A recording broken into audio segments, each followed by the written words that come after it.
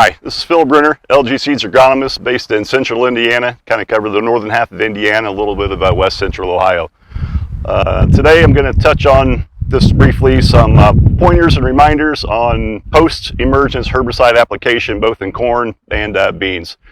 A big question I get asked is, Phil, why is it corn? Why do they say I can't spray past V4 or V6 or whatever growth stage that is? And well, the big reason I'm going to show you, I've got a plant that I've split in half. As at this stage, there's a lot going on in the plant. In the earlier growth stages, the growing point and everything's below ground. But in this stage of the game, the growing point obviously is above ground, and a lot of the herbicide mode of actions that we use today target the growing point of the plant. Let's go take a look at a plant I got split open, and I'll show you what I'm talking about. Okay, so I got a plant on the tailgate here, and it's kind of hard to tell now since I've kind of split it in half and torn it up a little bit.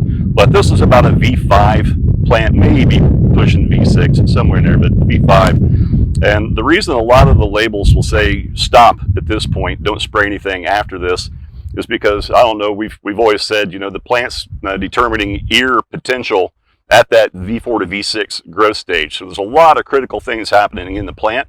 And so you really don't want to start messing with it, having to metabolize herbicides while it's trying to determine ear size, doing all that.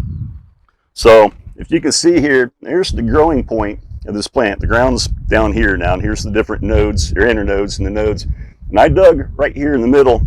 It might be hard to see, but there's, you get out of a teeny tiny tassel, no bigger than my thumbnail, that's already being developed in that plant. And if I really dug in there, which I'm not going to do because you almost need a magnifying glass, there's primary ear development that's already happening. It's going on in there right now.